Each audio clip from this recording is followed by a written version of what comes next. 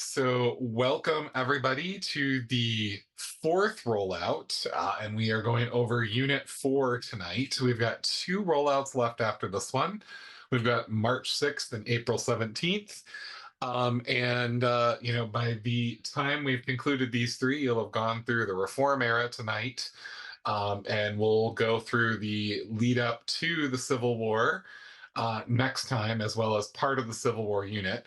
We'll do the second part of the Civil War unit and Reconstruction in April, and that carries you through the end of the school year. So, very glad to have some folks with us tonight as we go through and sort of outline the next few weeks of instruction, this time over the Reform era. So I'm going to share my screen, and it looks like you should be able to see this document, which is how I'm going to kind of kick us off tonight. So this document is actually one of the first things we recommend showing to your students as part of this unit to kind of kick it off. I'm a huge fan of Joy Hakeem. I believe that's how you pronounce her name. I did see her at the NCSS conference and call her that once, and she responded to it. But I've also heard Hakim and several other pronunciations. But she has done a really good job, I think, of developing some cool story-based history books that are out there that, while they do have some problems of their own, they also have some great text in here. And I love this one in particular. So what I'm going to ask is, it's up on the screen and I'm going to read it out loud, and I'm just wondering, and you can throw in the chat or unmute. I want you to think about what stands out to you from this. So here comes some difficult history. Put on your thinking cap because you're going to need it. The difficulty has to do with a paradox. A paradox is a contradiction. It may be good and bad at the same time. It's believing one thing and doing something else. America was born of an idea and a dream. The dream was of a paradise, a land of unbelievable beauty. The idea was that this heavenly land should be a place of freedom and justice for all. But this is the paradox. America has been both a dream and a nightmare. It is people who are the problem. It is people who are the solution. Some people have loved the land and cherished and conserved it. Others have spoiled and ravished and destroyed it. Some Americans have lived on the land in freedom. Other Americans have been slaves. How has all this happened? So, as you look this over, as you heard me read it, what's something that may have stood out to you from this description of this stage of American history? You can drop something in the chat. You can unmute. But just curious, what's something that stood out to you?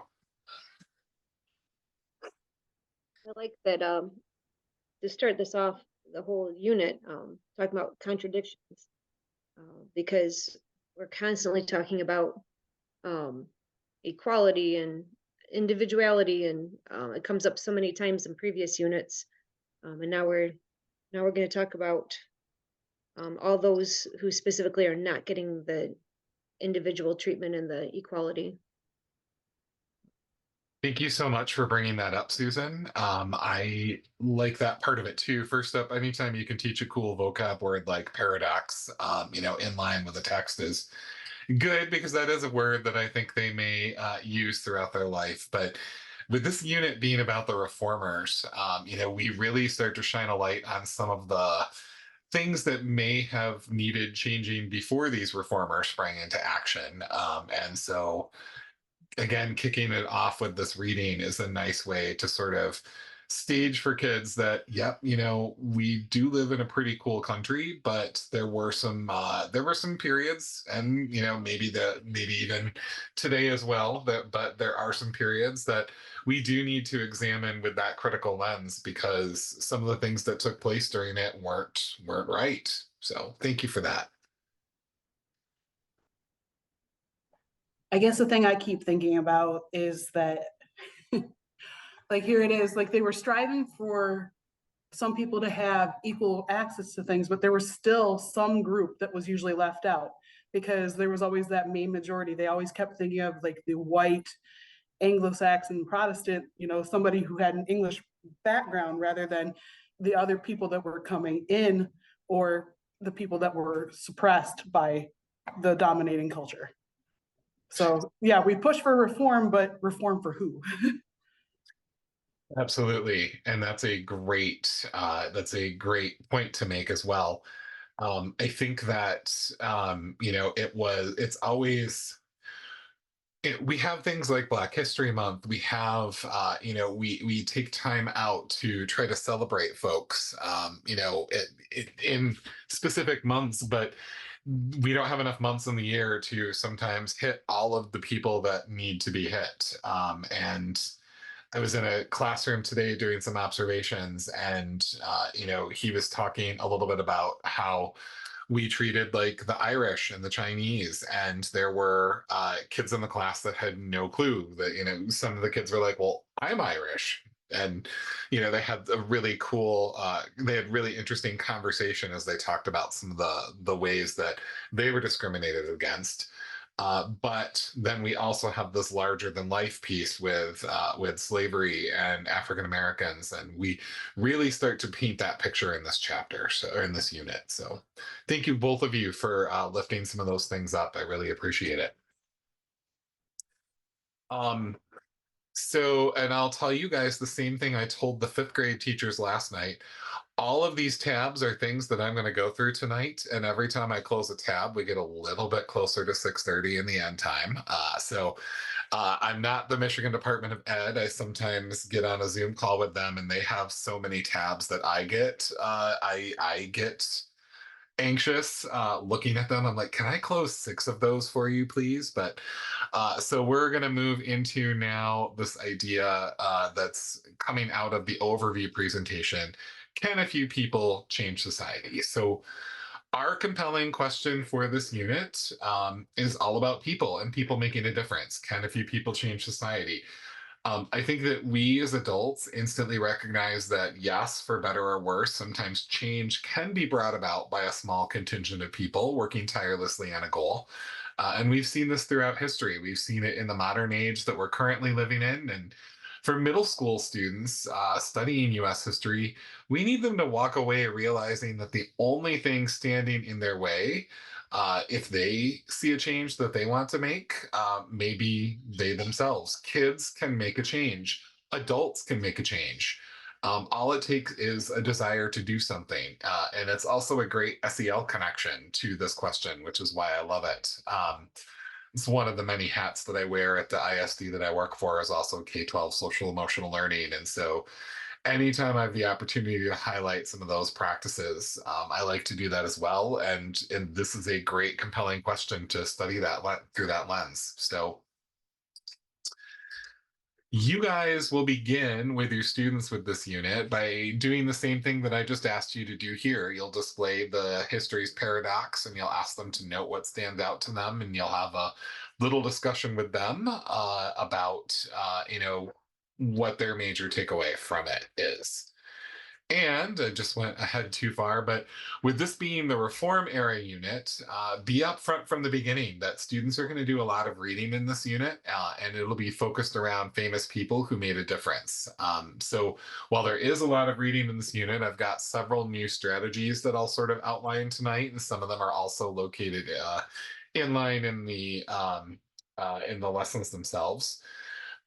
And a great connection to the present is to always think about how they themselves, the students themselves, might look at the world that they live in today and decide that there's a problem that they want to tackle and change. It could be something really, really simple at the school level.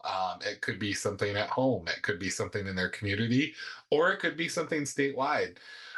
Michigan was one of the first states to ban cell phone usage in the car.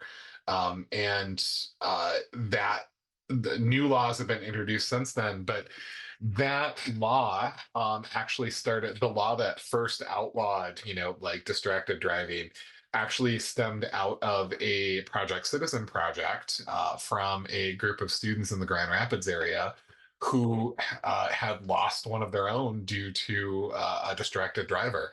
So, kids can affect change, and these are great examples to bring up. So, our supporting questions in this unit How did religious and democratic ideals influence antebellum reform movements, and how are these reform movements connected?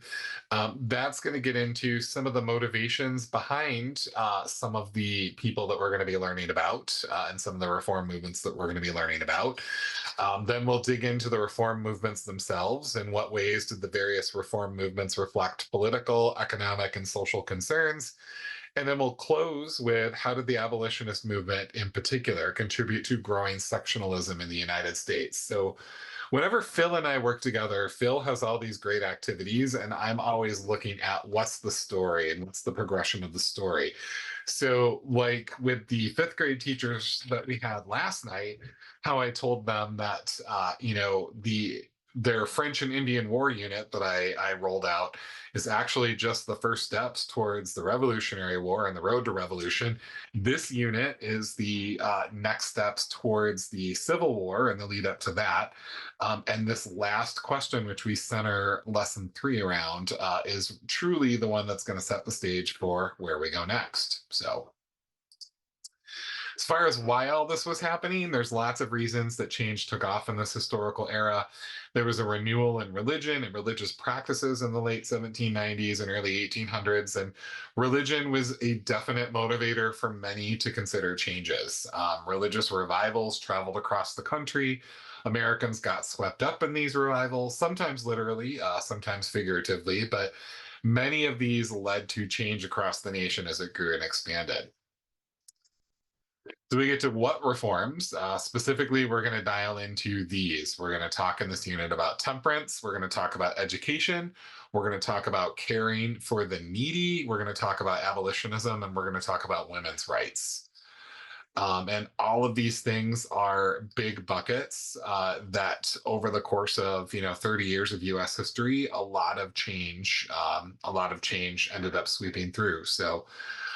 This is me really quickly going through this overview PowerPoint, but this is again what you'll utilize with students on the first day to start to get them to think about, the major themes and ideas that we're going to be talking about over the course of the whole unit.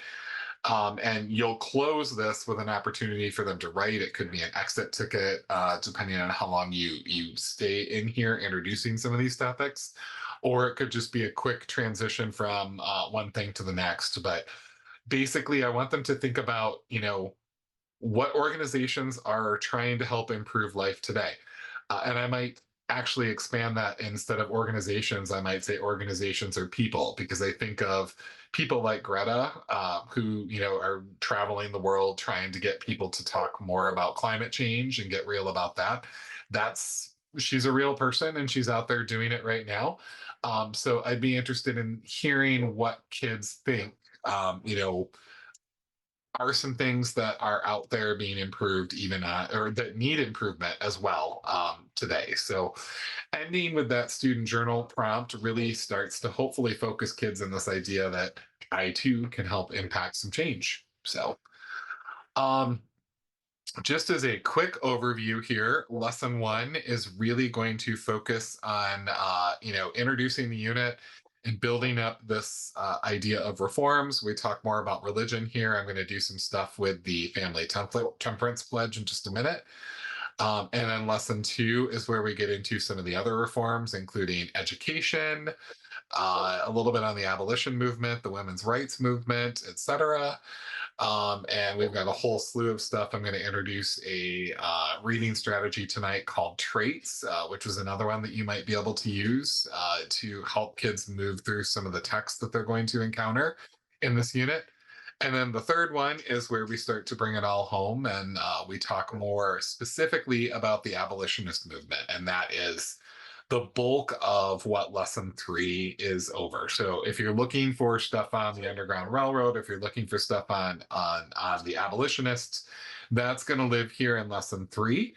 And as we normally point out, like we're going to point out again tonight, you can do this in whatever order you want to do it in. So if you're looking at this and you're like, wow, I really don't want to hold off on abolitionism till the end of this unit, move it up. All of these activities are modular by design. The best part of leaving it in the order that it's currently in is you get that nice lead in, you get a nice pathway built for you into the next unit. With the road to the Civil War, but I also understand that we want to teach these in the places that makes the most sense to us. So feel free to move anything around that you need to move around. Does anybody have any questions for me before I move into the first part of things here?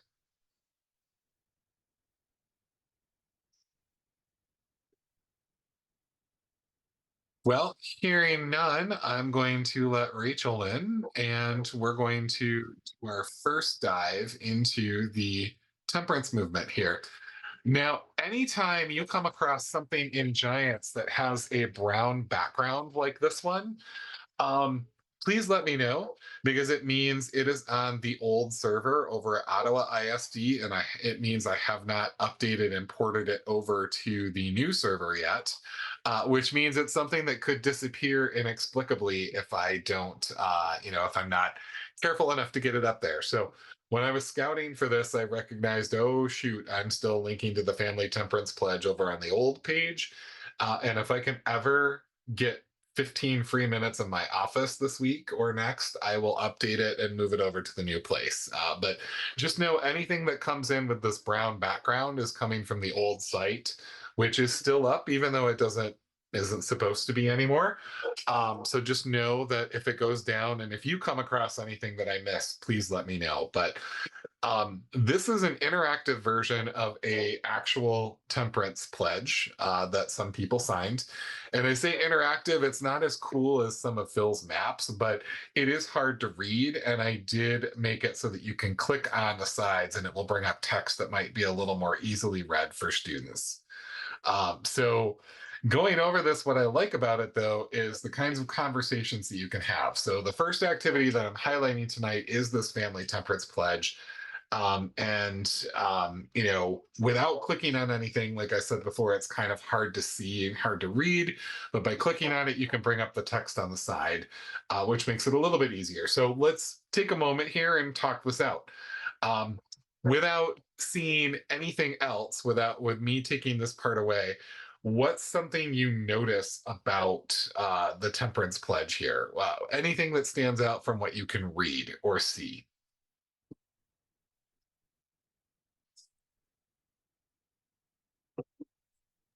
I'll make it a little bit bigger here too, although it is by design that, yeah. We say, God bless our home, and by the help of God, we promise, we solemnly promise, it looks like. So, and that's one of the things that I would hope students would cue in on too, because by looking at that, by looking at those words on this page, what do you think the major motivator for the temperance movement was? Christian beliefs. Christian beliefs, so religious beliefs, absolutely. I mean, I'm looking at it just graphically and I'm seeing the Holy Bible's at the center, the all-seeing eye. So it's like, there's always some omnipotent being watching you and what you're doing. So be good. Correct. Correct. Absolutely. And yeah, dialing in on the picture, you see a family sitting around. They're sitting underneath the all seeing eye, they're sitting underneath that Holy Bible. If I zoom in even further, you can see it literally says Holy Bible. So, yep, that is the that is the thing that they're sitting under there. I see a lot of drinking being stressed, like moderate drinking or to abstain from intoxicating beverage, moderation. Yeah, Yep. don't have drinking as a habit. Science and the experience prove even moderate drinking is injurious to health. I see that. But yeah, Good thing I didn't live during the temperance movement. let's start um, going through some of these here. So moderate drinking tends to drunkenness, while total abstinence directly from it. I'm not even completely certain what this one is totally getting at, other than it's a slippery slope from a couple of drinks with friends down to full on drunkenness. I remember my 20s well, so I'm just going to leave this one here. But yeah, so this first one has that, moderate drinking tends to drunkenness, while total abstinence directly from it. While no one means to become a drunkard, I love this one. While no one means to become a drunkard, there are said to be over 600,000 confirmed drunkards in our country today. So, anybody on here know what the population of the United States was in 1835? There are 330 million people roughly today. So, does anyone know the rough population of the United States in 1835? Why would you know? Obviously, I had to look it up. So, the census data that I was able to find didn't have 1835, but it had 1830 and 1840 in it. And based off of the number, I'm going to estimate that there were somewhere between 12 and 17 million people living in the United States in 1835, based off of the numbers that I pulled. Phil will probably correct me in 10 or 15 minutes because he always seems to have access to better data than I can scrounge up sometimes. But if you do some math here, 600,000 people out of 12 to 17 million, that means this is insinuating that about 5% of the population at the time, has become a drunkard. So that's a lot of people. 600,000 is a big number. 5% seems like a big number. And then we get into number 3. Intoxicating drinks can do no good as a beverage, and there are always safer and surer remedies to use in case of sickness. This is another cool one to pause on because we've heard old wives' tales about things like teething, rub some whiskey on the gums. I never did this with my kids, and my parents didn't with me. They were boomers, and I'm Gen X. And honestly, when I asked my mom about that, she was like, yeah, we didn't really do much of anything for you while you were teething because you were teething. And we figured, yep, it'll be painful, but he won't remember it. He's a baby. He won't remember. So I was like, well, thanks, Mom, for letting me suffer like that. But I remember my grandma when my daughters were teething. My grandma did rub some whiskey on my mom's gums. I guess that explains so much, right? But, and that was a remedy for pain back then. And my mom does like a good hot toddy when she has a cold. So we're looking at number 3, and it's insinuating that drinks are sometimes used as a cure for sickness of some sort. And the Christian Temperance Pledge says absolutely not. Not even when you're sick. Not even that hot toddy. Even if it's gonna make you feel better. And you know what? Let your children suffer without the whiskey on the teeth. Now we have better things like Oragel and baby Oragel and things like that. But so it's insinuated here that some people claim that drunkenness piece because it can be used as, cure for what ails you. Then I guess to a certain degree it might. Number 4, the idea of moderation is full of deceit, and our estimate of the power of our own will is usually a mistaken one. I am not an alcoholic. In fact, I haven't had any alcohol myself since July because I'm a living liver donor and I'm giving a family member 2/3 of my liver in a few months here. So I can easily take or leave alcohol. But we've also learned in modern times that it's a disease and it's considered a disease for good reason. There seems to be a nod to this here, though they didn't quite understand the science behind it, nor were most of the people who push temperance pledges care about the science to begin with, because a lot of this is religiously motivated. So you get to number 5, the drinking habit is the cause of the larger portion of misery, poverty, and crime in our land. I think this one held up over time. What do you think? Like, I think so. And number 6, both science and experience prove that even moderate drinking is injurious to health. So it's always interesting to me when I come across statements like these because you can find research that suggests a glass of wine is good for your health. You can find research that suggests a glass of wine is bad for your health. I'm not certain if I've ever come across a study saying moonshine, whiskey, or rum is good for your health, but I think this one holds up well in the year of our Lord 2024. And so the temperance movement was largely driven by religion, and there is some elements and hints of that in the first 5 or the first 6 that we've got over here. But then it really revs up with the next 6. So here are the next 6. Eternal interests are often fortified through drink, for the Bible declares that no drunkard shall enter heaven. Not gonna lie, this one seems a little judgy to me. Just a little bit, a little judgy. Um, Number 8, the Bible pronounces no blessing upon drinking, but many upon total abstinence. So while the first half of this wasn't overtly religious per se, the second half definitely will provide your students with ammo if they need to talk about how religion motivated this particular reform.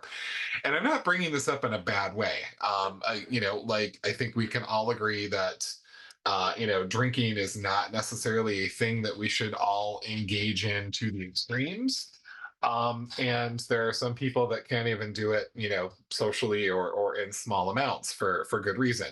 But with this unit, we're looking at what motivated some of these reform movements, and temperance is falling squarely in the religious category. Number 9, it's easy to keep a pledge publicly, solemnly given than a simple resolution.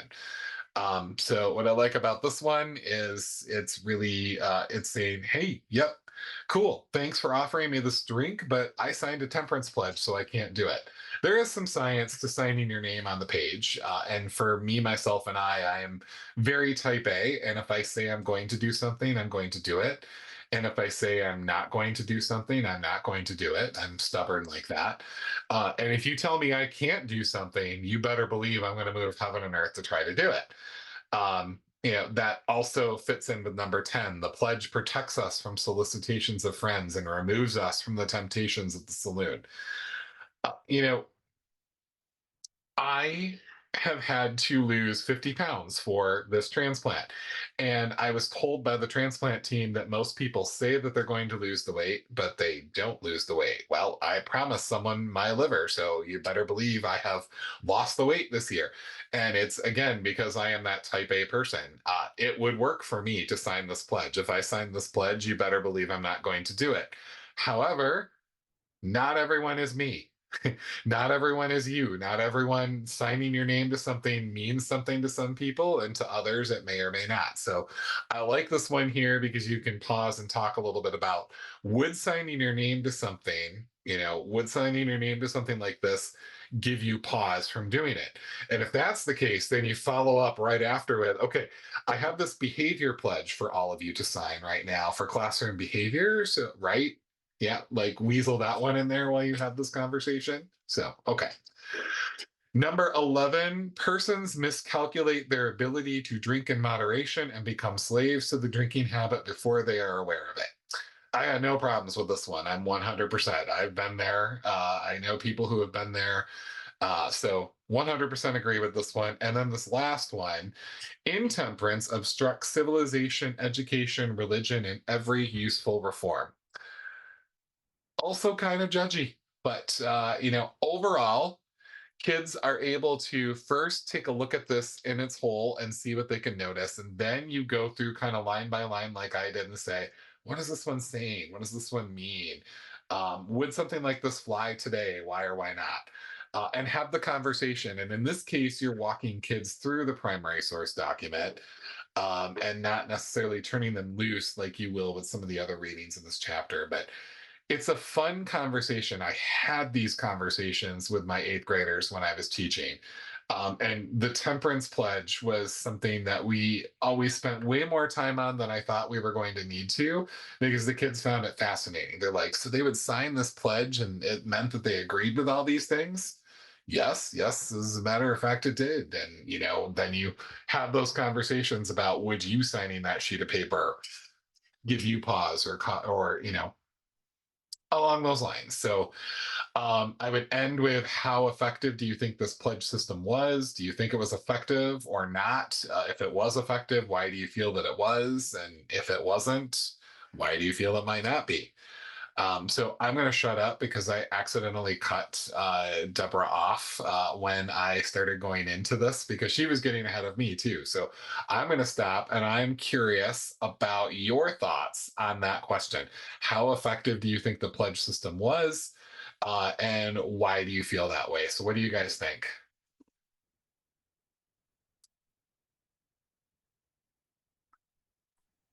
I think almost anything kind of provides a little bit of like some accountability when you feel like somebody's watching you. So it might have worked for some, but then there's the other ones where they would have just pushed against it because, no, I'm not going to have to, nobody else holds me accountable. You don't tell me what to do. It's that very American, like, no one tells me what to do. I make my own decisions. We're very, it's like instilled in us to be kind of stubborn and nobody tells me what to do. So it might have worked for some, but not for others. Yep. Anyone else want to add to that? Just the idea of the peer pressure, that always seems to be something that the students could relate to. And so if Yep. we give examples of peer pressure in their own lives and then look at this and say, well, adults have pressure too, and um, I don't compare it to the peer pressure that they face. Let them know adults feel it too. Phil's raised a finger. Go for it, I Phil. want to just quickly note that Lyman Beecher and Charles Grandison Finney were a couple of the key preachers involved in this. Just want to have the names. I will have to add those to the teacher notes, because there's an additional group of people that we can kind of research and learn more about too. But I am telling you, when you do this, make note a week before of all the behaviors in your classroom that are bothering you. And I am telling you, when you go through this and you have this conversation, if your class is like, yeah, I feel like this something like this could be effective, then instantly whip out your own classroom behavior temperance pledge and have them all sign on the line. Have them put their money where their mouth is. It's a great little extra connection, and you got the SEL connection there too, classroom management, history, like it's all coming together. It's wonderful. So have that ready, because like it'll be great. And it's like, yep, sign. Yep. Let's see. Let's play, guys. Let's see. Will this work? Let's find out for ourselves. We'll conduct this social experiment. So I know that I'm down in the Grand Rapids area, and Kent ISD is really big about having us do social contracts. Mhm. Is that a thing that is happening in the more northern schools, the social contract, and everybody signs off on it? Okay. So my ISD, we just hired a behavior team, and I think they're moving in that direction. And actually, I think we hired the head of our behavior team away from Kent ISD, so Well, that would track. We've got okay. Michael Bassano now, and I kind of love him. So, Okay.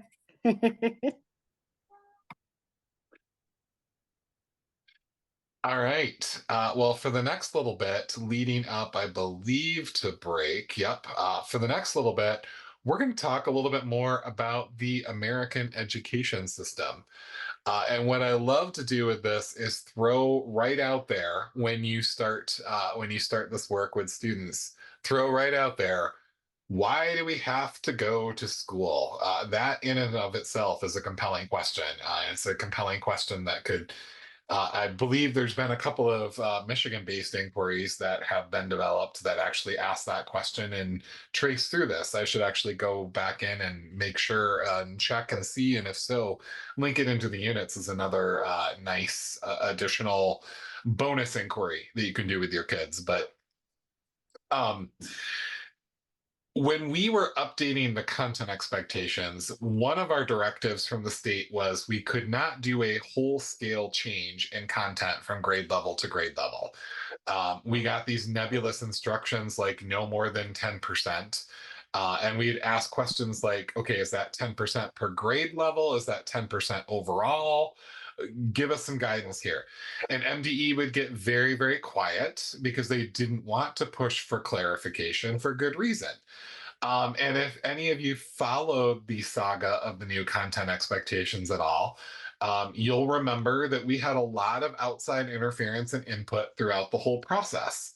The bad influence was highly publicized. The good influence never saw the light of day in terms of news coverage and things like that.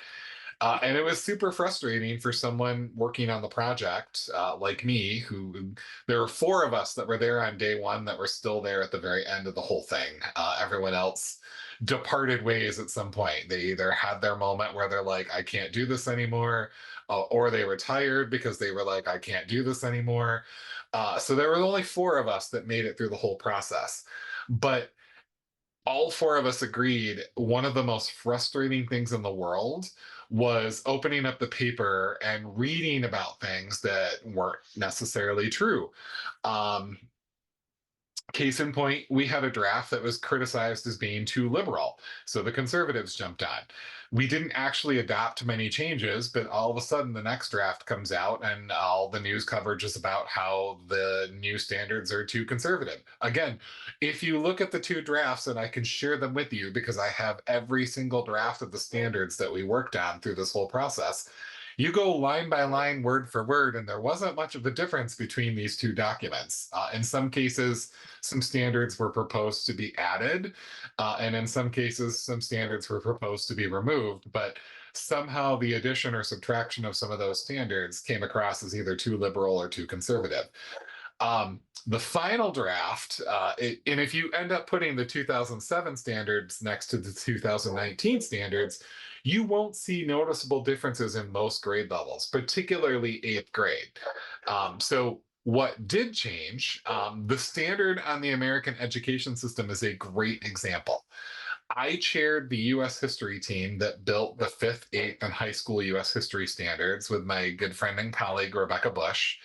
And through public feedback, a standard that was deemed too controversial and too conservative actually made the final cut because it was a really good suggestion.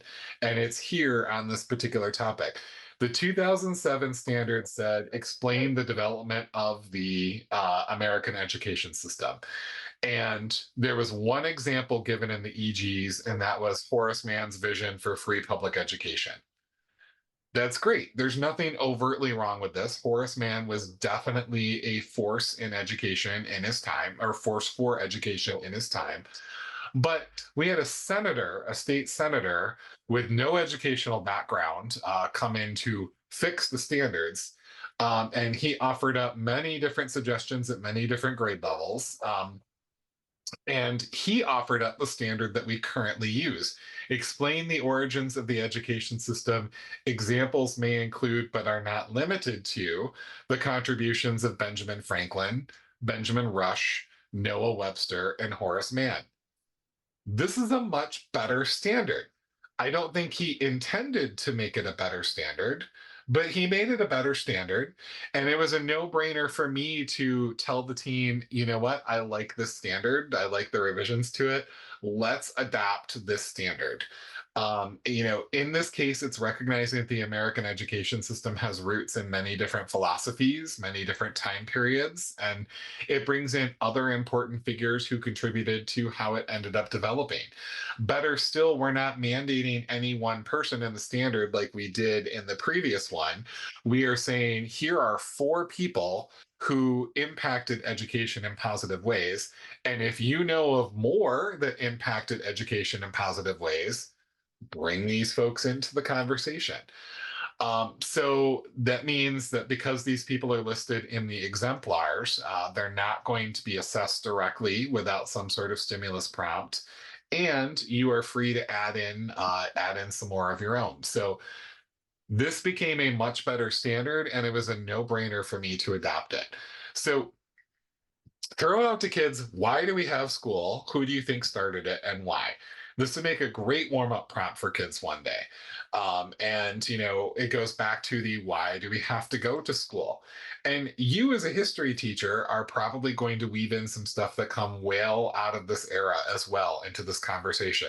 This is a great time to bring up child labor practices, and how that developed over time, and how school really protected kids from, compulsory education, started the death knell of child labor. It wouldn't completely die for another, 80 or so years until we get into the industrial era, but it is what protects our students today from having to work in factories as, 13-year-olds and things like that. So For this activity, you're going to begin by asking that question and getting some thoughts from students. And they will have thoughts on why we have to go to school and who they thinks. They may not have as many thoughts on who they think started it and why. They might look around and try to find the oldest person in your building, and they'd be like, "It was it was that Dr. Gershmel guy. He's the one who started educate." They'll look to your school as like the oldest person in your school is the person that decided we all had to do it. That might be what you get from them, but you will definitely get some interesting thoughts from them on why we have to go to school and why we have to learn these things. Um, and you will have a great discussion on that.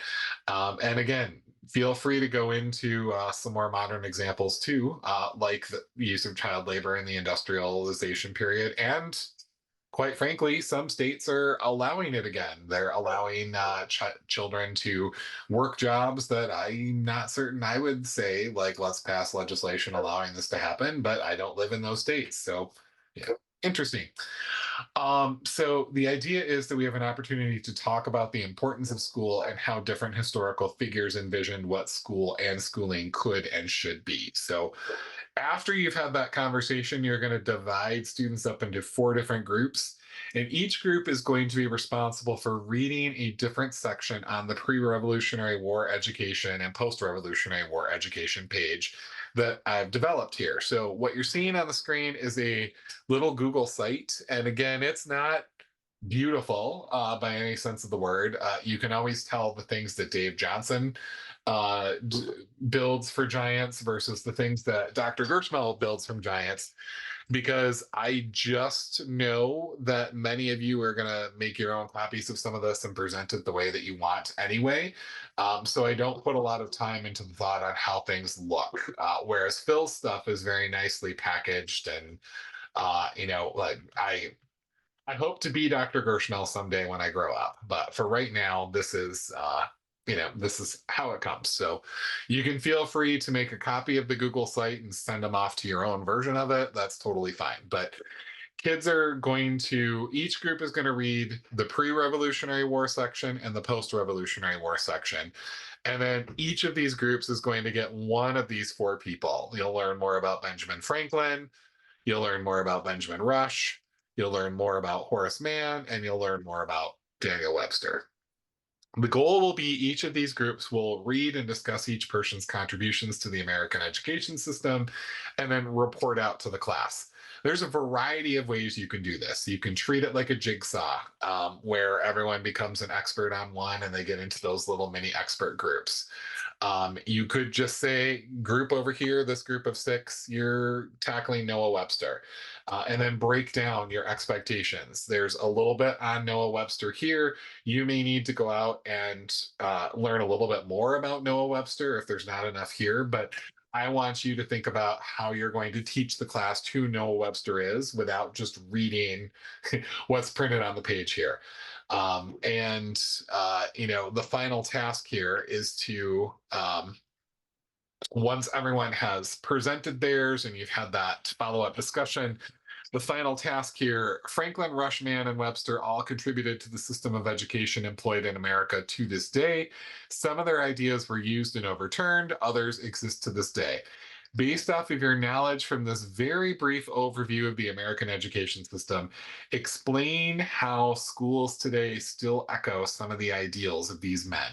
So if you want to give kids the look for of like what to hit in their presentations, it's really this. Like, what were their thoughts on what education should be, and how much of their thoughts on what education should be are still present today in 2024 in this classroom, in this school, in this district.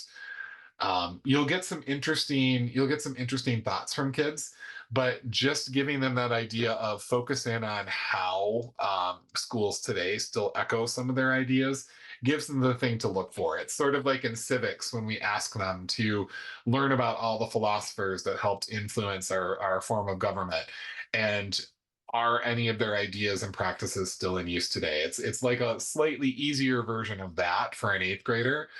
Because they're learning about school while they're in school, and we're asking them to compare school back then to school now. So This activity has been done multiple times by teachers since its original publication. I have heard back from some teachers who really, really liked this because kids honestly didn't know why we had school and who influenced it and why it's set up the way that it is set up. And a logical extension would be, ask students to think about how they would set up a school system now if we needed to scratch the whole thing and start from scratch. What would it look like in their eyes? And that becomes a good bonus follow-up question. It could be a homework assignment to come back with your plan, or a group project like we want you guys to sit down and think about how should the school day be organized, how should the school day be organized, how should we go about imparting the wisdom, what time should school start, what time should school end, should school be year round. Ask them to consider and think about all these things and present on their dream vision of what the school day should be. And they will have no problem answering that, because everyone at some point has daydreamed about what they would do differently in school if they were in charge of it. And that stretches all the way down to students and all the way up to teachers. If I were in charge of this place, let me tell you what I'd do. So everyone's had that daydream before, and so give them a chance to vocalize it. So I have a question. Please. So, I mean, like, this all sounds so planned out, but is there any possibility, like, for flexibility and things like that? Because even, talking about the education system here, I actually have like some insight that I could pull in if I ever got back into my own social studies class, that with my husband growing up in Sri Lanka, I could actually have him pop in either on a Zoom or into my classroom and talk about his experience in education and what it was like in Southeast Asia compared to here. And, not necessarily having the students look at like which one was good and which one was bad, but the two different approaches. Because my husband got different things out of his education than students over here got from theirs. And it's just very interesting. So I didn't know if there was any like, ability to kind of interject other instances into this, or if it was completely planned out. Any activity you come across in Giants is our suggestion on how it should run. And you are free to add or subtract anything to it that you want to add or subtract. And I love that idea. I absolutely love that idea. Because I lived in Japan for a little while, and schools over there, there are some there are some massive differences. So yes, I might reach out to one of my friends that taught English over there for a while and say, would you be willing to zoom in and talk about what school's like over there? Absolutely. Okay. Cool. Absolutely. We're about 5 minutes ahead of schedule right now, which is always a good place to be, especially when we're going into a short burst of fill activities. So we're going to take a break now. We're going to go from 5. By the time I'm done talking, it'll be 5:17. So we'll go from 5:17 to 5:22 by the clock that you can sort of see from the upper right-hand corner there of my screen here. But go ahead and refill drinks, take a bio break, and in at 5:22, Phil is going to take over with a little bit on the Erie Canal. It's meanwhile back on the ranch situation. So, all right. Well, it is 5:22. And one of the things I love about this in particular, what you're about to see, is that Phil and I have this ongoing bet where I'm like, oh, yeah, we'll link this back to the Erie Canal. Oh, yeah, we'll link this back to the Erie Canal. And so tonight I was like, well, it's the reform movements. Ha, link this back to the Erie Canal. And he's like, fine, I need time on the agenda. So here we are, and we get to link reform movements in the Erie Canal now. So, Phil, take it away, please, my friend. Hey, I'm glad to see some faces there. And you've got up on the screen a slideshow. Parts of that are already up on the Giants web, and a couple of them are coming on a little bit later on. And I'm hoping now that it fills the screen, right? So I was trying to come up with a title that made no sense whatsoever. All to solve yellow fever in the Erie Canal. and revivals, temperance, abolitionists, spiritualists, utopians, Mormon Shakers, Seventh-day Adventists, Free Soil Party, Liberty Party, suffrage for women, and a few other things that don't fit on here. You know, in previous lessons, we looked at a map of ultracells and said these were terrible soils. You have to work a lot harder and you don't get anywhere near as good a yield from that soil there. We looked at some related things, that the maps of hookworms and yellow fever and ultrasols are almost identical. And they each inflict the same part of the country. And then we've got this thing called the Atlas of the Erie Canal. Now, I'm going to stop for a second from the content of this and go mechanical for a while. This was done by the New York Geographic Alliance trying to come up with a book of maps. It's 32 pages long, and it's an Atlas of the Erie Canal. It's available both in print and electronically, but it's available through the New York Alliance. I've still got a relationship with those folks there, so I can have them come back and, you know, we'll figure out if you want to see a copy. What I would really like is for us to make something like this for Michigan too. So let me show you a little bit about what's on this particular one there. There is a map of elevation, and you've seen this map before because it wants to highlight the fact that New York is the only place where you can go through the mountains from Birmingham, Alabama, all the way up to Montreal. There's only one hole through the mountains, and it happens to be in New York. And when that Erie Canal was built across there, it promptly stimulated the first big agricultural area, which is in upstate New York. And that became a part of what is now called the New York Stock Exchange. You know, this was called feedstock and livestock at the time, that the Erie Canal was pretty important. Now, this is what we did last time around. We also showed a map of manufacturing, and you say that the Erie Canal stimulated an enormous amount of manufacturing. What I want to focus on today is something called the movement of ideas. That's what your Glicks say. We should talk about the movement of people, goods, and ideas. And if we look at the movement of ideas, well, let me just zoom in on this. When he was talking about the education, he mentioned a guy named Charles Finney.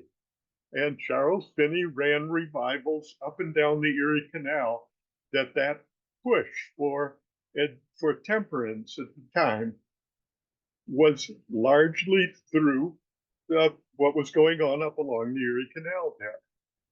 And then a group of utopians, abolitionists. The Mormon Church was founded within a couple miles of the Erie Canal. The spiritualist movement started within a couple miles of the Erie Canal. The Shakers began somewhere within a few miles of the Erie Canal.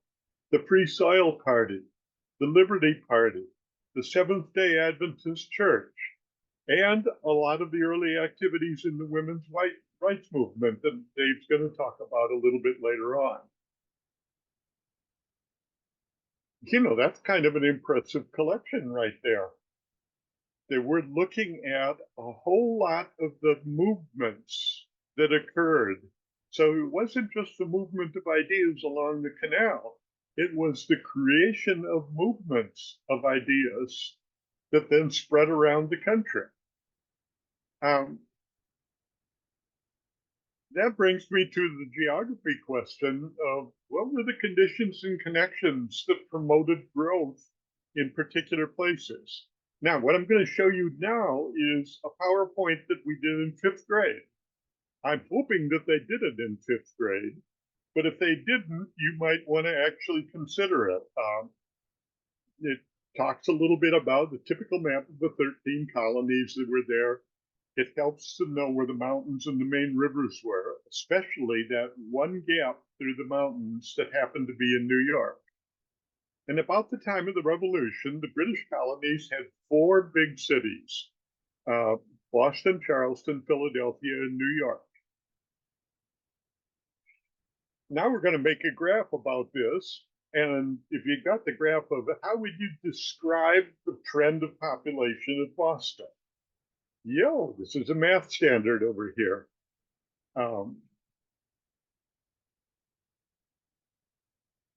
Like I say, it's a 5th grade math standard. That doesn't mean we don't review graphs sometime in 8th grade over here.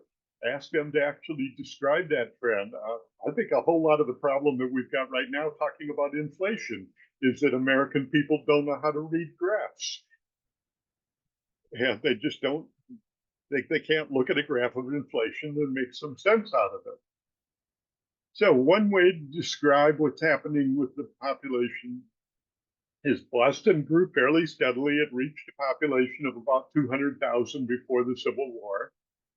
It was growing just a little bit faster, but actually that curve is what you get when you've got a steady percentage growth. How do you compare that with Charleston? Charleston grew very slowly. By 1860, it was barely a quarter as big as Boston. Now we've added a line for Philadelphia. Philadelphia was the same population as Boston and Charleston way back in 1760. But by the time we got to 1820, it was larger than Charleston and Boston put together. And then the question, of course, is why might that have been the case? And by the way, this great big jump right here is misleading. Philadelphia did a little political game called, we're now going to redefine our city limits to be the county limits, and they just ate up a whole bunch of little towns that were around them. And then we have the graph for New York. How would you compare the growth of Philadelphia and New York? They basically grew at the same rate up until about 1815. And then the Erie Canal started construction, and it was finished over here, and New York took off. The question is, what were the geographic conditions that made such a huge difference in the growth of these 4 cities? And to answer that question, we could go out to the clickable map of the United States as it was in the year 1790.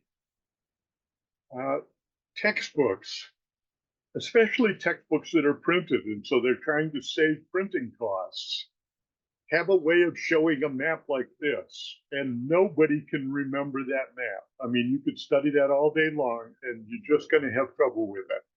So we turned it into a clickable map to get away from all of that clutter. If you look at the products one at a time, you can see, for example, wood could be harvested in all 13 colonies, but the wood wasn't the same. Northern forests grew hardwoods for furniture and pine for ship mats, white pine, while the southern yellow pine trees were basically used for resin to make ships waterproof. In other words, it was exported almost immediately to shipbuilding sites in Europe mostly. If you take a look at the map of wheat, that shows a very different pattern. It grew best in places that are not as hot as the southern plain. In other words, they didn't have that ugly soil called ultisols on it. That area there simply was not able to produce very much food for people. And that's going to limit how fast people can increase the population of places like Charleston. Now, Charleston did have a great export crop, but this grew only on the coastal plain where the tides would actually cause the salt water to come in a little bit. And it was mainly for export, and there wasn't very much of it. In other words, about a dozen ships a year would be all that it would take. By contrast, iron would be up here. New Jersey was the #1 producer of iron. Massachusetts was #2. Pennsylvania was #3. And iron had spin-offs. You know, if you made iron, you could also make wagon wheels and tools and guns and other stuff like that. So having iron as a resource would stimulate other jobs, where having indigo as a resource would basically just stimulate a few jobs in the port. You could continue to look at these products one at a time, but I'm not going to spend a lot of time on the products of it. I want to ask a key question. What combination of products is likely to employ a lot of people and support the growth of large cities? And then, what did the Erie Canal do to that? And like I say, iron was an important foundational product because it would spin off and create a lot of other industries, like shipbuilding, like gun construction, like making wagon wheels, like making nails even. So the map shows the population of the colonies at the beginning of the Revolution, and it's kind of striking how empty the coastal plain is inland from Charleston. Can you see why New York and Philadelphia were growing a whole lot faster? That raises the thought question that I want to put into the discussion about these social movements. Could the jobs that people had in different regions have an influence on some of the ideas that they have, including things like the government they wanted to form, or the kind of education system they wanted to have, and so on? And to make that specific, look at the supporting questions. How many people does it take to produce 1 unit of output of a given product on this list of products over here?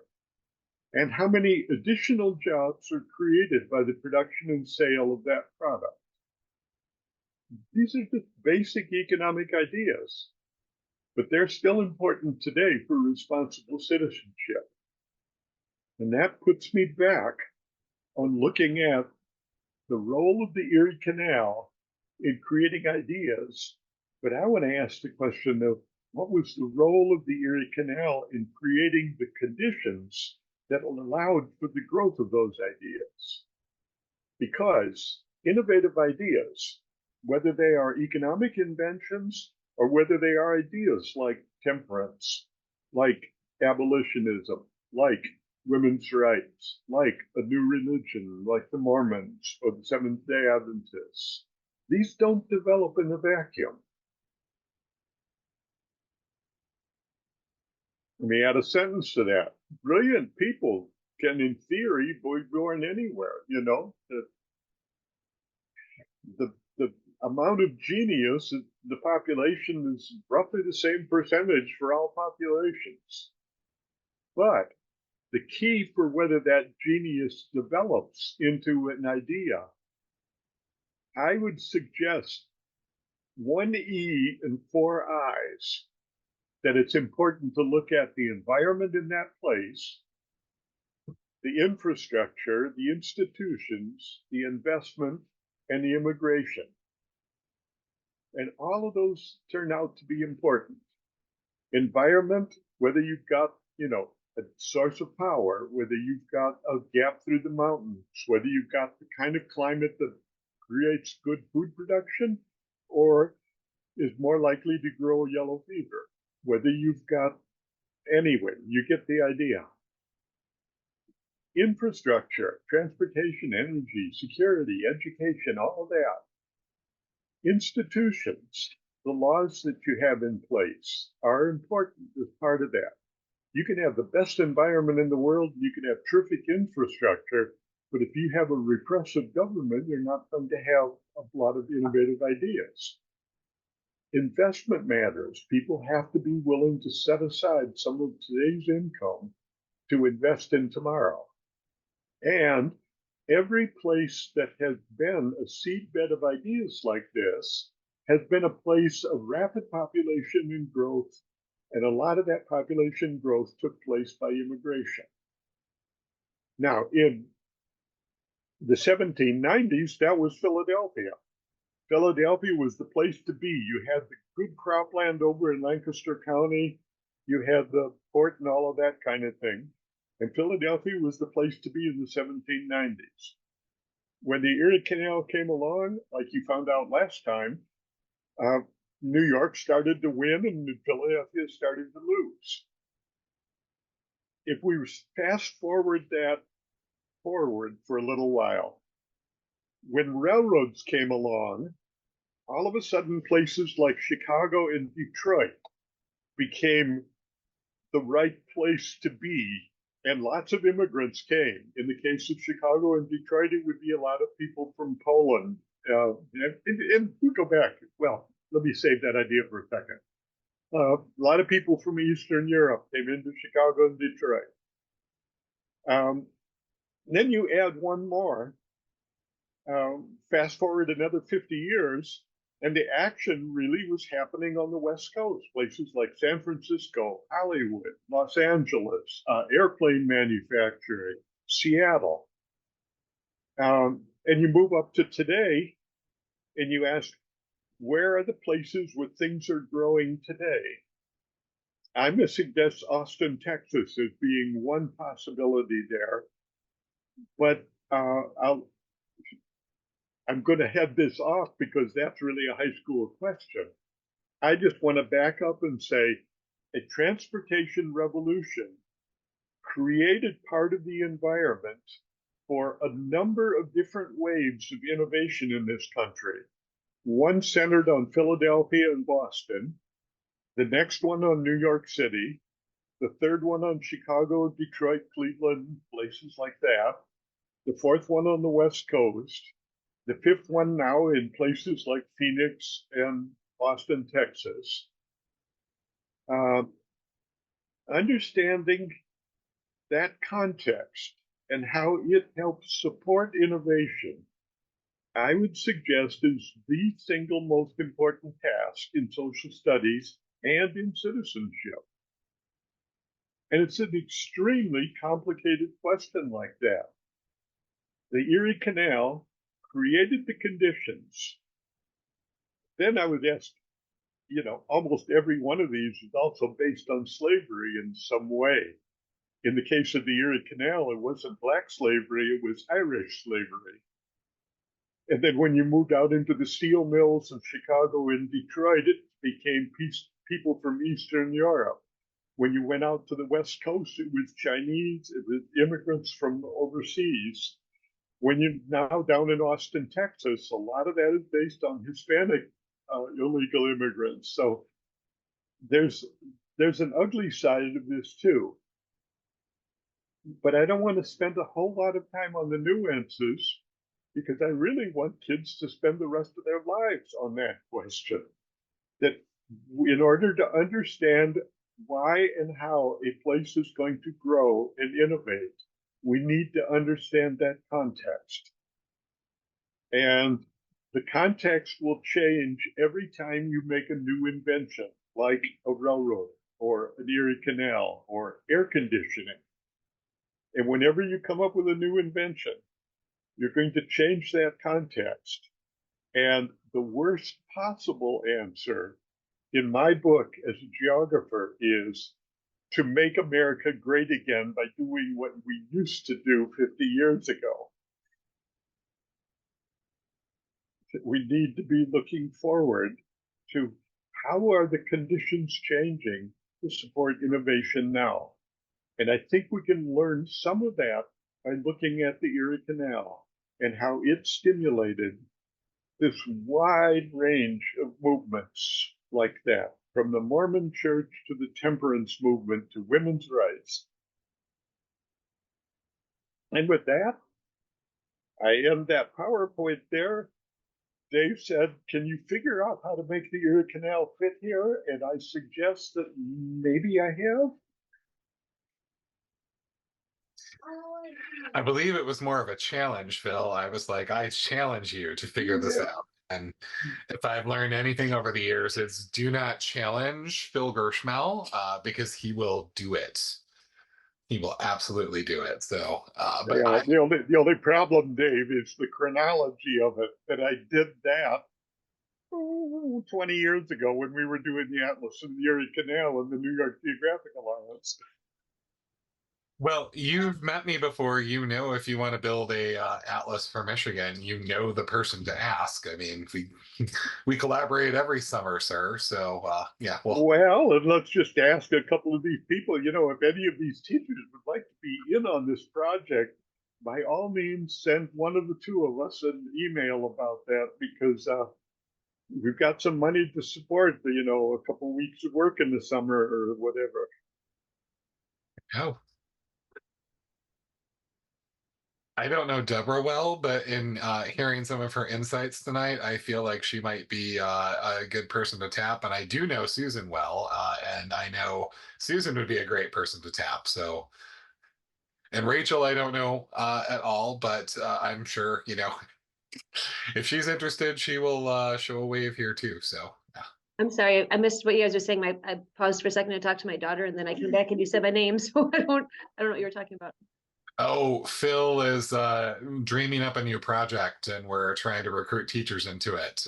And the project is exactly right now years old. So, Hey, well, I'll tell you, you blew me away with that graphic of the Erie Canal and the reform movement correlation. That was just, that's why as I talked to my daughter about it, I paused my screen so I could show her. It's really wild. I love it. Thank you, Phil. Yeah, You're our awesome. New York version of this has got all the pictures on here. Frederick Douglass meeting with Elizabeth Cady Stanton, and there's a statue in the cemetery there of the two of them sitting across a bridge table and having tea. Uh, this was a big, big story in New York. But the Erie Canal is a big story in Michigan, too. It's a big story in the United States as a whole. It helped make New York, and it helped break places like Boston and Charleston and Philadelphia. well, Phil, I feel like this might be a cool NCSS conference session at some point here too. So you and I may have to talk about scaling this up for the 1 hour crowd. But all Okay. right. We are going to kick back into the women's rights movement, which I'll just challenge Phil at this point. Every time I finish a section, link it back to the Erie Canal for me, just on the fly. Like that's going to be our new. I'm so glad we have this recording to come back to. Like linking Where's Seneca, New York? leading it back to the Erie Canal is like Phil's weird party trick now. That's we're gonna ask him to break it out every time we're together. I'm like, link this back, buddy. All right, so I'm gonna share my screen. I love Zoom culture, how like that is just part of things now. It's like if you are running the Zoom, one of the ways that you transition over is you announce everything that you're going to do. Oh, I'm going to share my screen now. Oh, I'm going to move my cameras over to screen number 3 so that I can be looking into the camera and at my people. Yeah, all that fun stuff. So we're getting into the women's rights movement now. And a question that I like to ask students that they may or may not know the answer, but I'm going to ask you guys, who do you think America's first feminist was? You can drop it in the chat or you can unmute, but if you had to pick a name, who do you think America's first feminist was?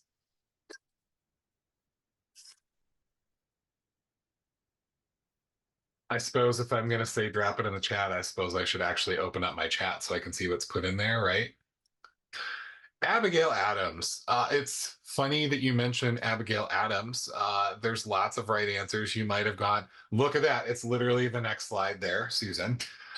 You might go back to Abigail Adams, wife of John Adams. I told the 5th grade teachers a presidential biography read through, and I'm stalled at James Monroe, and I've been stalled at James Monroe for about 4 years now.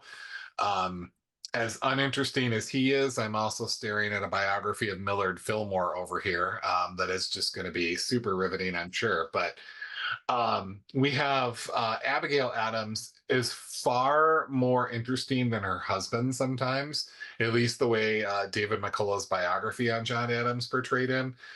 I devoured Washington, and then I could not devour John Adams. It took me a while to get through him. I'm not gonna lie, but Abigail Adams, very very interesting lady. And this quote down here: "I long to hear that you have declared an independency. And by the way, in the new code of laws, which I suppose it will be necessary for you to make, I desire you would remember the ladies and be more generous and favorable to them than your ancestors." This has all the hallmarks of a great letter from a wife to a husband. She strokes the ego a little bit, like, oh, I know you wanted independence and I hope you get that. And oh, and by the way, when you get that independence, here's my honeydew list. And her honeydew list really had one major item on it, and that was remember the ladies. And how did that work out for how did that work out? Well, it's mostly ladies in the call here, and I saw Deborah do a quick grin and a little head shake, and yeah, that's how it worked out. I mean, we literally had to go through and pass an amendment well over 100 years later to finally do something um, as innocuous as giving the right to vote. Although there's a cool beta layer, it's still in beta all these years later on on the U.S. geohistogram that shows the further west you went, the more states had full or partial suffrage for women as part of the deal, probably to attract them to some of these states. Like, oh, you go out here and you can vote. But as far as nationally, that right was not secured until much, much, much, much longer than I believe Abigail Adams would have approved of. So Abigail Adams could very well be America's first feminist. I don't know the correct answer to this question, but she was the one that I went to first. She's the one that Susan went to. And of course, here's his reply. We have been told that our struggle, I don't know why I'm speaking like this, but we have been told that our struggle has loosened the bonds of government everywhere, that children and apprentices were disobedient, that schools and colleges were grown turbulent, that Indians cited their guardians and Negroes grew insolent to their masters. But your letter was the first intimation about another tribe, more numerous and powerful than all the rest, were grown discontented. This is rather too coarse a compliment, but you are so saucy, I won't blot it out. I love the language there. You are so saucy for, potentially, potentially saying, hey, women should have some of the same rights as men.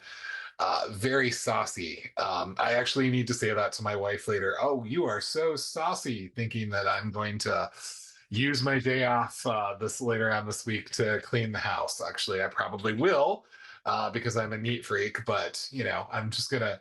We need to start saying "you are so saucy" again. I feel like that should make a comeback, and maybe it starts here in this Zoom. So her response to his response, I cannot say that I think you are very generous to the ladies, for whilst you are proclaiming peace and goodwill to men, emancipating all nations, you insist upon retaining an absolute power over wives.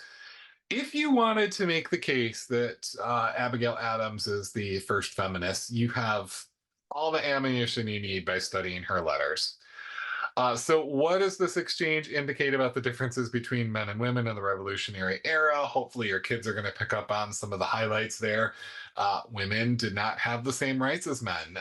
They, in some cases, had fewer rights than some of the other marginalized groups because they, may have been treated a little bit nicer, but they did not have certain rights that, ladies, you guys enjoy today. So, we talk about history. We also need to bring in the her story here. Women played many important roles throughout history, even though they were not equally recognized by the law all the time. So this is good. Dorothea Dix, I'm going to do a little bit more with in just a minute.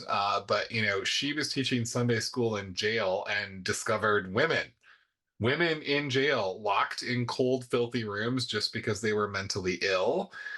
She's one of those reformers that saw a problem in her era and worked tirelessly to try to solve that problem. You've got Susan B. Anthony, who worked for women's suffrage, and we recognize her contribution so much that there's a really cool coin that no one knows what to do with. That's worth $1 and is legal tender in the United States, and it's got Susan B. Anthony on it. I believe right now the only currency the United States has that has a woman on it. Though I believe, aren't we moving back towards putting Harriet Tubman on the 20? I know that phased out for a little while, but isn't that coming back? Is that a thing? I'll have to look that up later. I'll have to look it up later. You've got Clara Barton. She was a nurse during the Civil War. And while we're not going to really get into her in this unit, she'll be back in Unit 6, so stay tuned. You've got the Grimke sisters, who grew up on a plantation down south and ended up working tirelessly to support abolitionists and the abolitionist movement. They even went around and lectured against slavery, even though, so there's another norm that they're breaking. Not only are they going against the grain in terms of their anti slavery, they're also going around and publicly speaking about it, even though public speaking for women wasn't necessarily a thing back in this era either. So the Grimke sisters were double trouble in a lot of ways. You've got Sojourner Truth, who started life as an enslaved person, then was able to run away. She lived with the Quakers for a while, and she spent most of her life dedicated to abolitionist causes as well. And no unit that includes abolitionists and women is complete without Harriet Tubman. Um, the quote, "I never run my train off the track and I never lost a passenger," is both terrifying and impressive and amazing. There's so much depth to Harriet Tubman. You could probably pitch an elective 9-week course on Harriet Tubman and still go back at the end of it and go, well, I needed a semester. She's just absolutely fascinating, absolutely amazing. So these are just a few of the women that you'll be learning about in the women's rights section of this particular unit. And we always like to we always like to pose the question, can you think of any others from this time period? They may think of people like some first ladies. Some first ladies might come to mind, and first ladies have always had causes. That's always been, part of the hallmark of the first lady is, you pick your cause and you pick your thing that you're going to champion. So, they may go that route. They may bring up some others. And I like to present this as an activity at the very end. A great way to break up some of the readings that you have in this unit is to, as they're going through and doing it, at the end of it, once they've read up on all of these women, have them design a trading card for one of them.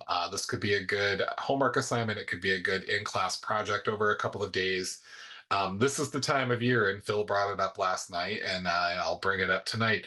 This is the time of year where, between the darkness outside, the weather, and everything else, sometimes a project that lets people sort of unwind a little bit.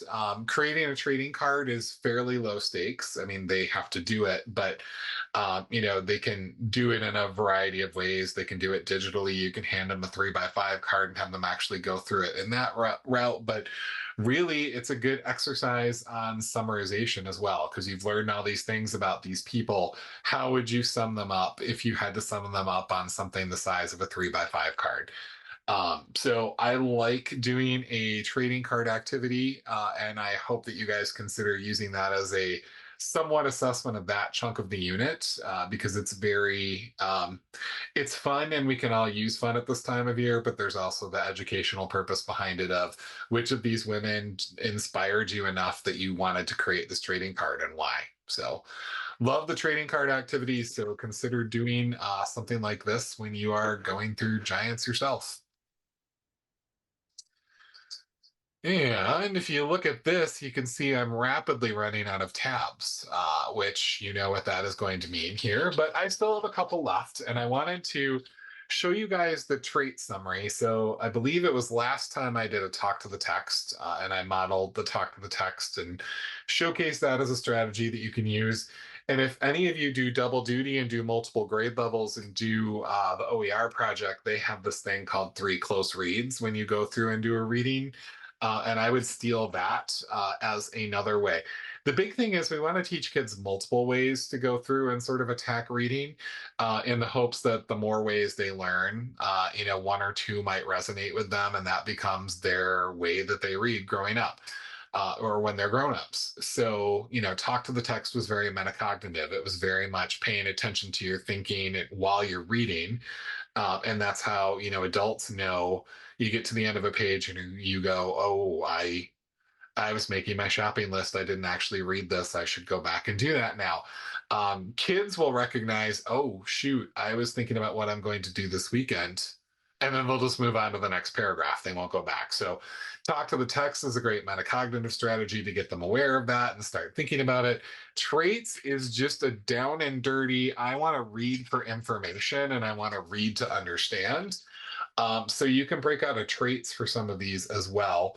And basically, each letter in traits is another thing that they're looking for. So this works best with primary source documents. This one doesn't work quite as well with secondary source documents. So with a primary source document, first up, have them read through and try to determine who created this, who did they create it for. In some cases, there may be some clues in the text. I give primary source documents that say where it came from. And so, it may be Elizabeth Cady Stanton speaking at, so some of that information may be provided, but if not, walk kids through how you might figure that out and let them know that it's okay if they're wrong. We're making inferences when we don't know, and we make inferences based off of our best guess. The next time you read through is try to think about why might they have written this. Is the purpose of this to persuade? Is the purpose of this to inform? And we do this with writing as well. Like this is what I want you guys to write today is an opinion piece. So it's going to be your thoughts on this particular topic. Or what I want you to write today is a informational piece. So I need you to be up on this topic enough to be able to teach it to someone else. So going through and having them look at the reasons why this was written. Who's the intended audience? And this is a great way for us to reinforce our ELA colleagues when they talk about when you write for other students, you may use different words than you would if you were writing for an adult audience, or if I asked you to present at a school board meeting, or if you are, so we all have different audiences for all the things that we do. So get kids to consider what's the audience of this document. And then the last ones are a little bit harder, but they're important to at least consider, even if you don't require them from your kids. Was there any immediate impact from this? And a lot of times kids aren't going to know, right? Because we know the history because we've studied it before, but they don't necessarily know how things play out. So in terms of the guided questions there about like what happened immediately after this was published, it can just as easily be, what do you think happened immediately after this was published? Because they won't know until we teach them. We did a massive data collection survey with elementary teachers about the obstacles to teaching social studies in the early elementary. And one of the most interesting pieces that came up over and over again was it's hard to teach them because they don't know the content. And we, going through the data, kind of chuckled. We're like, of course they don't know the content because you haven't taught it to them yet. So there's a disconnect that we can, there's some actionable data that we can do some stuff with there. But kids won't know necessarily what the impact of this was until much later. So have them guess. What do you think? If a woman goes before Congress to speak for women's rights back in the era that we've already determined women don't have a lot of rights, do you think they're going to A, listen to her, or B, say, thanks, sweetheart, close the door on your way out. We got real business to take care of. It's probably going to be the other one. So get them to recognize that it's okay to just make that inference. What time period? And that's where you get into this. And do you think there was a larger impact? So these are all going to be your best guess questions. But traits is a great way if you want them reading a primary source for information. And to sort of mine it for that information. Susan, I saw your note in the chat. Absolutely no problem. I understand. All right, so another strategy that's not in here yet, but might be, so you're on the ground floor for this. Phil sent me something a few weeks back saying, I really, really like this. It came from the New York Times and it's their 6-word summaries. Now, Phil will point out to you what he pointed out last night to the 5th grade teachers is that maybe we need more words than 6 at this grade level because the 6-word summary was really a sociology thing and we're trying to apply it to history. But having said that, I do have, based off of one of the readings from Dorothea Dix, I do have a 6-word summary on Dorothea Dix that I think does a nicer job than the one I gave last night. And I'm going to walk you through how I got there. So, one of the pieces on Dorothea Dix I summarized, and how I would teach kids to do this is say, you're not going to start at 6 words. Start in as many words as you need, no more than a sentence. How would you describe this whole thing? And so, with the Dorothea Dix article that's in Giants, this was my first go around. Dorothea Dix was an important reformer who worked tirelessly to improve the treatment, outcomes, and dignity of the mentally impaired during the American Reform era. This is not 6 words, this is actually 25 words, so it is 4 times as long as it needs to be for the sake of this activity. And so what I've learned from Phil is that anytime I send Phil a piece of writing, he's instantly going to write back and say, this is good, but it's too wordy. We need to make it smaller. And we do this on our projects all summer long. And sometimes it's super frustrating for me because I am a social studies and ELA guy. We are the 2 wordiest subjects of the 4 cores. We like us our words. We like us our hithertos and our forthwiths and our whosos and all of those other things. And so, more is better. But a 6-word summary gives you a great opportunity to teach kids some low stakes editing and say, okay, this is what you want to say. What words can we start removing from this that don't necessarily remove the whole thing? And so here's my first edit. Dorothea Dix worked to improve the outcomes of the mentally impaired during the American Reform era. It's not 25 words. I've shortened it to 15 words. We still have a ways to go. So here is my next edit. And you'll notice I'm not doing this live in front of you. This was me in my office, so I'm cheating because this was me in my office over the course of an afternoon. Dorothea Dix worked to improve the outcomes of the mentally impaired. So what I've taken off here is during the American Reform era, but people who already know who Dorothea Dix is may already have that timepiece in there. They know that she's not living today. They know that she was in the past. Now, Phil brought up time being an important component to try to keep in here. So I'm going to let Phil debrief this when I get you my last one. Here's my last one. And this one got us down to 6 words. Dorothea Dix helped the mentally impaired. So there we go. Now we're down to 6 words. We went from 25 to 15 to 11 to 6. And I would keep all of these examples up on the board for kids as you're walking them through how to do this, because it shows them what information you removed and you can give a little bit of background on why. Now, Phil may suggest we take this up to 9 or 10 words. So, Phil, I'm going to give you a second to give us drop the wisdom and logic bomb that you dropped on us last night. So it kind of grew out of what I keep wanting to do, and that is to provide context both in space and in time. And I was just looking up where some of these people were. Did you know that Harriet Tubman bought a farm next to the Erie Canal at age 37 and lived there for the next 60 years? And Susan B. Anthony, I actually misspoke earlier. She's the one that lived close enough to Frederick Douglass in Rochester. And I'm trying to figure out about Dorothea Dix. That I think I would be tempted to add the 4 words at the end, and for your 8th grade students, make it a 10-word challenge. And in this particular case, you just add in the American Reform era, in the Reform era. Or lead with that. Reform era notable Dorothea Dix. Help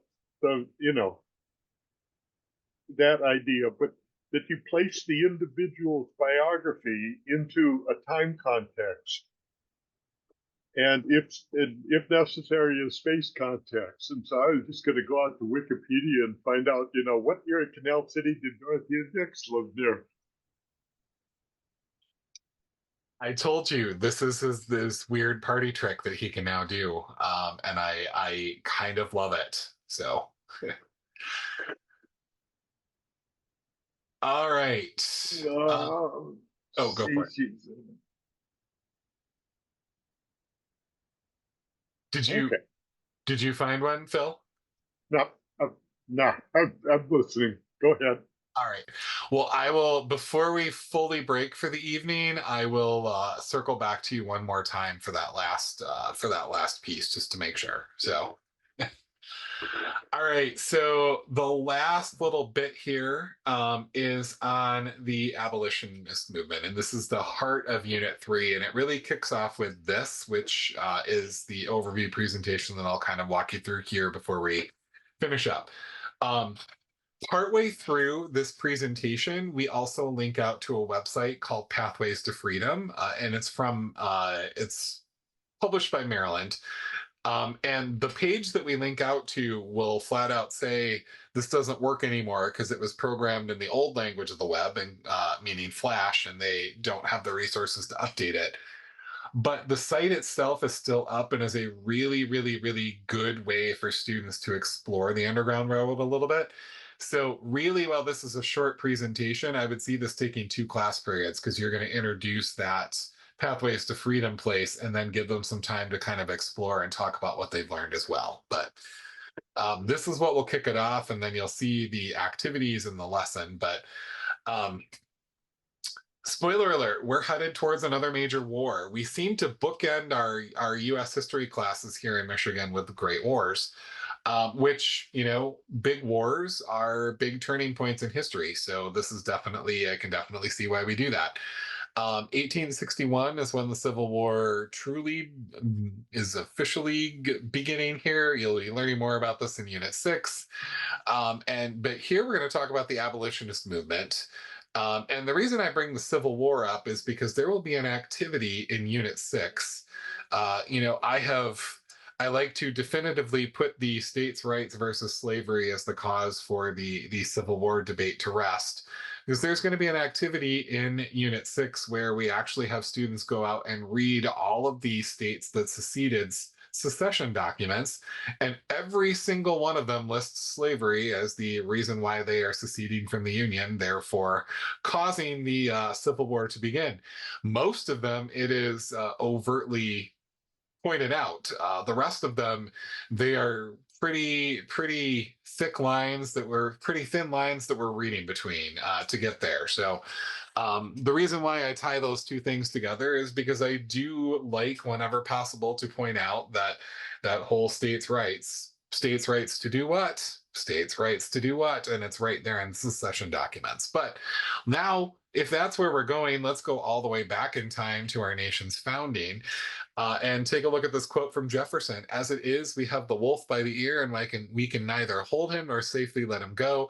Justice is on one scale and self-preservation in the other. And asking students what this quote means and what they think it means and what they think it might be referencing. And then also think back to the previous unit where we were talking about different regional differences between the North and the South. And we talked a little bit about the Missouri Compromise and how that was a big, big, big problem at the time, getting to that actual compromise. And then we asked the question, why did slavery take greater hold in the South and flourish there? Why not in the North? What were the economic differences between these two regions of the country? There's a bajillion fill resources embedded in both 5th and 8th grade that explore this very, very well as well. Slavery became more entrenched in the South as the U.S. grew. We know that.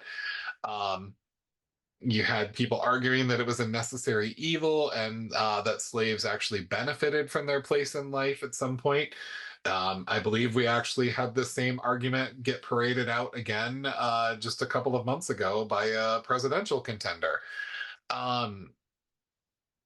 I suppose it's true. Anytime you learn a new skill, it's valuable in some way, shape, or form. But how and under what circumstances you learn said skill don't necessarily make up for don't necessarily make up for the evils of the way that you learned it. So just going to drop that there too.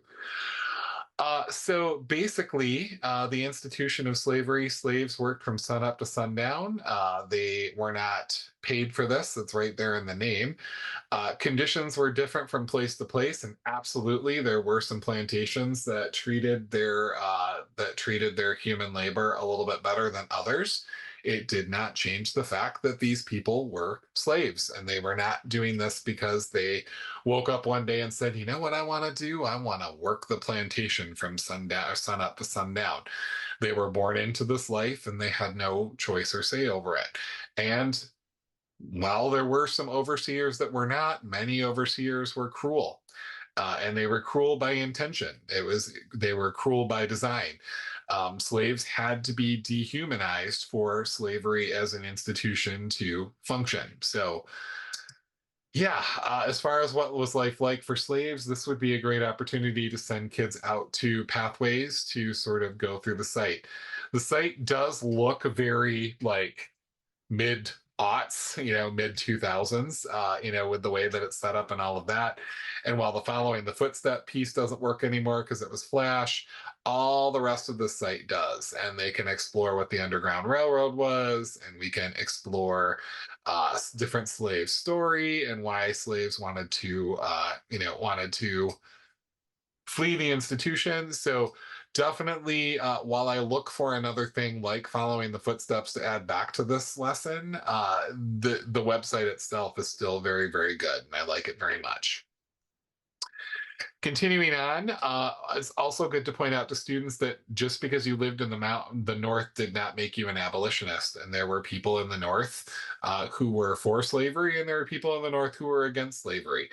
The call for abolishing the practice of slavery, which is where we get the terminology abolitionism, did begin in the 1700s, and it was a conversation that our founders had during the Constitutional Convention. And the best we got out of that, though, were Congress banning importing new slaves into the country. So while that was a step forward that we weren't going to bring new slaves in, it did not free or emancipate any of the people who were already in the country or any of their children or their children's children and so on down the line. So many different tactics were used. You have the opportunity to both read about and learn about here some of the different folks that did this. And this is what really kicks off the lesson on abolitionism, is this little sampler platter before we get into more readings and more explorations of some of the famous abolitionists and what they did. So, and we have quite a list of them, and we've got quite a chunk of resources linked in here. Plus, there's Michigan Open Book Project if you want more.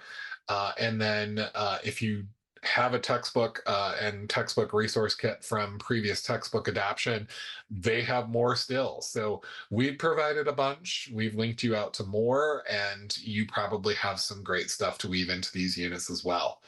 Deborah, I see your question in the chat. Did they hear about the last slave boat to make Africatown in Alabama? They who? I expand. So like, it's kind of funny. Like here it is. We hear slavery was abolished, and even me growing up is like, okay, well then there wasn't anybody that really wanted it or still tried to go and instill it. But then it was really interesting to see on Netflix the story of the Clotilda boat bringing the last shipment of slaves to the South, and now that was done, very, under, well, just pirate like, and bringing them in. And here it is. They made Africatown. It's all the former slaves that were there, but everything that's been done to them, even in the last 50 to 100 years, like, here you get this part of town. Now here it is. We're going to move heavy industry in. Now all these people around there are getting cancer. They're still segregated away, and then they are being.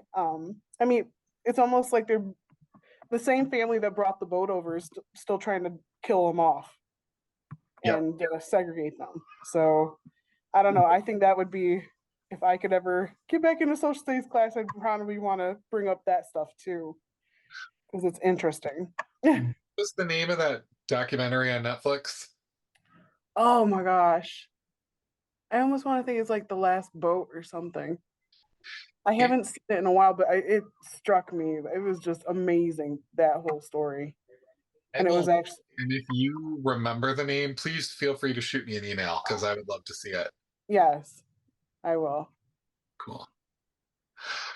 So, and we just finished watching Lessons in Chemistry on Apple TV Plus, and my daughters were there for part of it. And there's this whole subplot that wasn't in the book, but was a major part of the adaptation about, how they wanted to build the freeway through that part of the neighborhood, the part of the neighborhood where where most of the Black families lived. And so that was a great opportunity for me to pause afterwards and teach my seventh graders, my twin daughters, what that, what that happened. That was part of history. And so just because this happened and then this happened and then emancipation and Civil War and it's not a linear. We're still traveling this linear path, and we still haven't righted all the wrongs. So, all right. It was called Descendant. Descendant. Okay, I'm going to write that down in just a second because in just a second we're going to be done. So you saw I went through every single one of those tabs. The only thing that I'm going to remind you on the assessment front, I'm not really going over the assessments anymore because they all follow a similar format. But a reminder that the assessment folder is at the top, or I should say is now back at the top of the running agenda. It should always be at the top of the running agenda.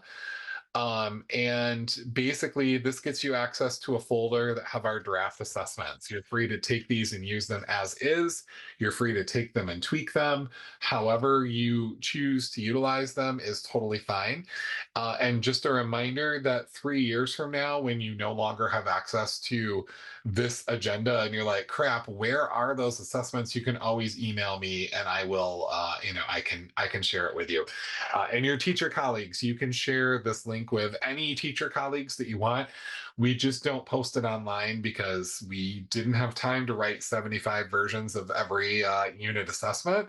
And we don't want kids to be able to Google and find them. So while our lessons are online, because eighth graders don't really know what they're looking at when they're looking at curriculum and lesson plans, they see the word answer key and they know exactly what that means. So that's why that's not linked in the eighth grade documents. So with that, ladies and gentlemen, I am going to thank all of you for your time and attention tonight. In just a minute, Phil and I will transition to the Q&A portion of the evening for those of you who have questions or need a little extra guidance on the units proper. But we've reached our end time for tonight, so I'm going to stop the recording and I'm going to thank all of you for your time and attention tonight. We hope you found it valuable. We hope you found some interesting takeaways that you're excited to teach with your students. And we'll see you back here in early March for the next rollout where we tackle the lead up to the Civil War and I believe even a little bit of the Civil War itself. I believe we sort of cut unit 6 in half to go over 2 because we have to combine 2 units and it sort of makes sense to do it that way. So thanks everybody and have a great night, and Phil and I will now start taking questions.